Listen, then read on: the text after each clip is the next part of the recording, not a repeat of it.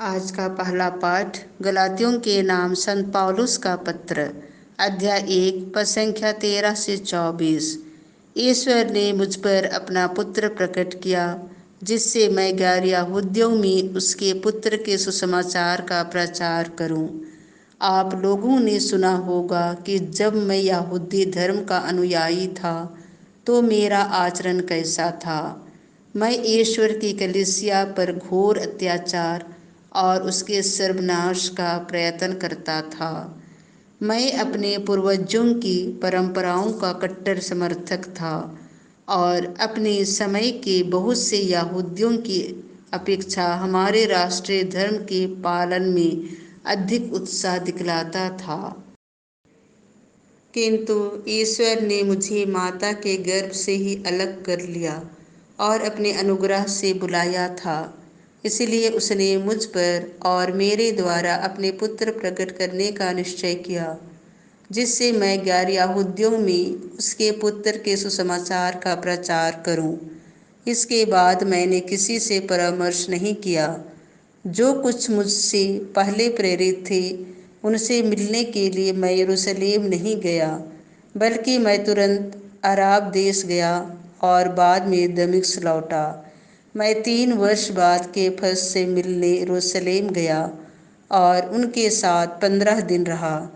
प्रभु के भाई याकूब को छोड़कर मेरी भेंट अन्य प्रेरितों में से किसी से नहीं हुई। ईश्वर मेरा साक्षी है कि मैंने तुम्हें जो लिखा है वह एकदम सच है। इसके बाद मैं सीरिया और सिलिसिया के प्रदेशों में चला गया। उस समय यहूदिया की मसीही कलीसियाएं मुझे व्यक्तिगत रूप से नहीं जानती थीं।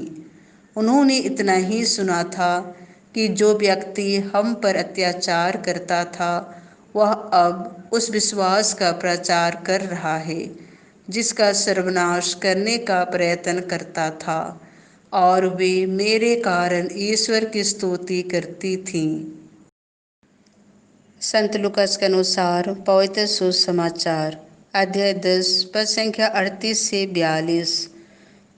मार्था ने अपने यहाँ उनका स्वागत किया। मरियम ने सबसे उत्तम भाग चुन लिया। यीशु एक गांव आए और मार्था नामक महिला ने अपने यहाँ उसका स्वागत किया। उसके मरियम नामक एक बहन थी जो प्रभु के चरणों में बैठकर उनकी शिक्षा सुनती रही, परंतु मार्था सेवा सत्कार के अनेक कार्यों में व्यस्त थी।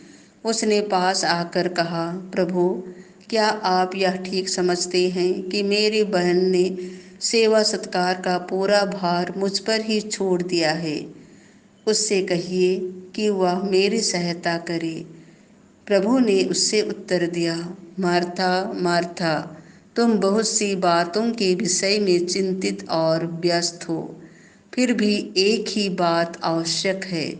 मरियम ने सबसे उत्तम भाग चुन लिया है, वह उससे नहीं लिया जाएगा।